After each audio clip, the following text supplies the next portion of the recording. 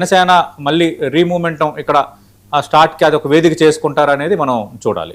Right. ఇక special intensive revision sir మీద పెద్ద ఎత్తున ప్రతిపక్షాలు అభ్యంతరం వ్యక్తం చేస్తూ ఉన్నాయి. ఆ లిస్టులో చాలా పార్టీలు ఉన్నాయి, ఇండియా కూటమి పార్టీలు.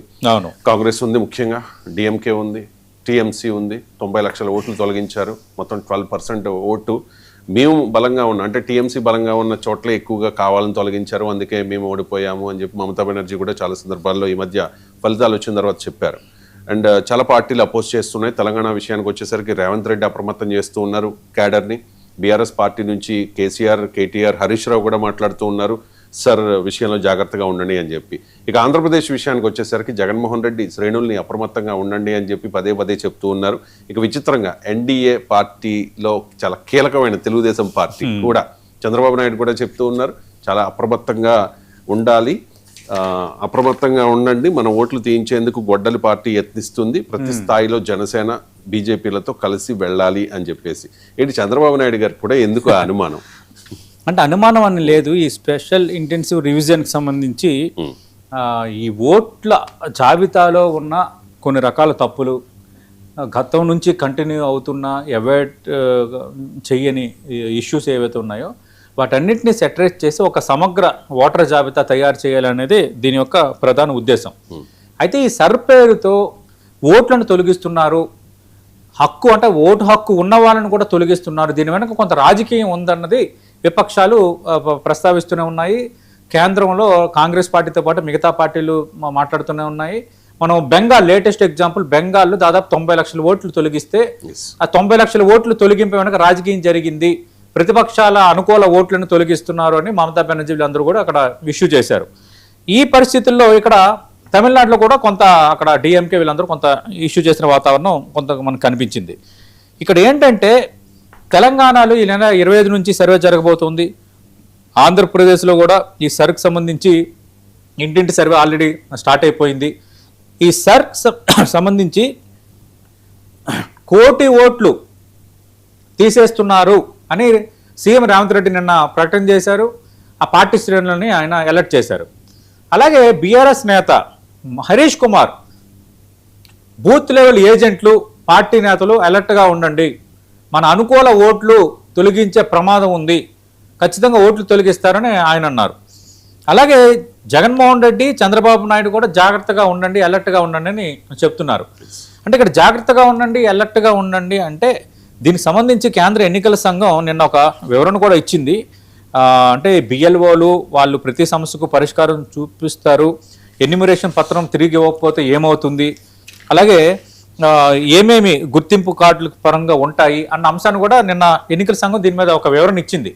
ఏవైతే ఈ అనుమానాలు వ్యక్తపరుస్తున్నారో పార్టీలకు ఒక వివరణ ఇచ్చింది. కానీ వివరణ ఇచ్చినప్పుడు కూడా ఒక అనుమానం అయితే పెనుభూతం లాగా ఈ పార్టీలకు అంతా వెంటాడుతోంది. రేపు ఓట్ల తొలగింపు అనేది కొంత ఎక్కువ నెంబర్లో ఉంటే మాత్రం రాజకీయంగా ఖచ్చితంగా ఇష్యూ చేసే ప్రమాదం ఉంది. కానీ ఒక్కటి మాత్రం కరెక్ట్, కొన్ని విషయాలు సరిని మనం వెల్కమ్ చేయాలి. ఎందుకు చేయాలి? నాకు తెలిసిన వాళ్ళు చాలామంది తెలంగాణలో ఓటు హక్కు ఉంది, ఆంధ్రప్రదేశ్లో ఓటు హక్కు ఉంది. కొందరు తెలంగాణలో ఓటు హక్కు ఉంటే వాళ్ళు అసెంబ్లీ ఎన్నికల సమయంలో, లోక్సభ ఎన్నికల సమయంలో ఇక్కడ ఓటు హక్కు వినియోగించుకోరు. ఇక్కడ మున్సిపల్ కార్పొరేషన్ ఎన్నికలు ఓటు హక్కు వినియోగించుకుంటారు, అసెంబ్లీ ఎన్నికలకు, లోక్సభ ఎన్నికలకు ఆంధ్రప్రదేశ్ వెళ్ళి ఓటేస్తారు. అదే విచిత్రం, నాకు అర్థం కాలేదు. ఎందుకంటే రెండు ఓట్లు ఎట్లా ఉంటాయి? అలాగే ఇలాంటి గందరగోళాలు ఉన్నాయి. అలాగే హైదరాబాద్లో ఉండి కొందరికి 2 నియోజకవర్గాల ఓటు హక్కులు ఉన్నాయి, 2 నియోజకవర్గాల్లో అలాంటి సమస్యలు కూడా ఉన్నాయి. వాటన్నిటికీ సర్వల పరిష్కారం లభించవచ్చు. కానీ దీని వెనక పొలిటికల్ ఇంటెన్షన్తో కొన్ని అసలైన ఓట్లను కూడా తొలగిస్తున్నారన్న ఒక ఆరోపణ నేపథ్యంలో కొంత సమగ్రంగా ఇది జరగాల్సిన అవసరం ఉంది. అలాగే కేంద్ర ఎన్నికల సంఘం పదే పదే విపక్షాల నుంచి ఆరోపణలు వస్తున్నాయి కాబట్టి ఒక పారదర్శకతకు పెద్దపీట వేస్తూ ఎప్పటికప్పుడు ఏం జరుగుతోంది, సర్వేకి సంబంధించి ఇంటింటి సర్వే స్టార్ట్ అయింది ఆంధ్రప్రదేశ్లో, తెలంగాణలో 25 నుంచి స్టార్ట్ అవుతుంది. కేంద్ర ఎన్నికల సంఘం సంబంధించి ఇక్కడ రాష్ట్రాల్లో రాష్ట్ర ఎన్నికల ప్రధాన అధికారులు ఉంటారు. ఇక్కడ రాష్ట్రాల్లో ఎన్నికల సంఘం వేరు, తెలంగాణ ఎన్నికల సంఘం, ఆంధ్రప్రదేశ్ ఎన్నికల సంఘం వేరు. వాళ్ళు పంచాయతీ, లోకల్ బాడీ సెలక్షన్స్ వీటి వరకు వాళ్ళు పెర్ఫామ్ చేస్తారు.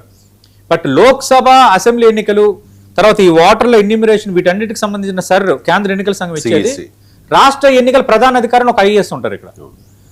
ఆయన పర్యవేక్షణలో జరిగేది.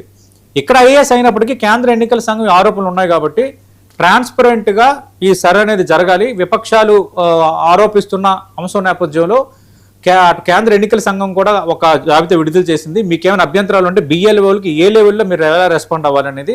అందుకు ఇక్కడ ఎప్పటికప్పుడు అంటే ఎవ్రీ వీక్ లేదంటే ఎవ్రీ 3-4 డేస్కి కేంద్ర ఎన్నికల సంఘం ఆంధ్రప్రదేశ్ సంబంధించి తెలంగాణకు సంబంధించి ఎన్ని ఇల్లు ఇప్పుడు చూడండి, ఆంధ్రప్రదేశ్ సంబంధించి మనకు కొన్ని డీటెయిల్స్ ఉన్నాయి. నిన్న ఫస్ట్ రోజు 4,12,00,000 ఫాములు పంపిణీ చేశారు. ప్రతి ఇంటికి BLOలు 3 సార్లు వెళ్తారు దీంట్లో భాగంగా. అందుకు BLOలు వచ్చినప్పుడు సరైన సమాచారం ఇవ్వండి. సరైన సమాచారం ఇవ్వకపోతే BLO పైన కూడా మీరు ఫిర్యాదు చేసే రైట్ మనకుంది. ఎందుకంటే పార్టీ ఏజెంట్లు కూడా జాగ్రత్తగా ఉంటారు. ఇప్పుడు పార్టీ ఏజెంట్లు కూడా మన ఓటుకి ఏమైనా తొలగిస్తున్నాడని జాగ్రత్తగా ఉంటారు. వాళ్ళు జాగ్రత్తగా ఉండడం మంచిదే. వాళ్ళు కూడా ఒక ప్లస్ పాయింట్ అండి. ఎవరు తమ ఓటర్ అనేది కూడా మరొకసారి వాళ్ళు రివిజన్ చేసుకోవడానికి ఒక ప్లస్ పాయింట్. కేంద్ర ఎన్నికల సంఘం కూడా ట్రాన్స్పరెంట్గా చేయాలి.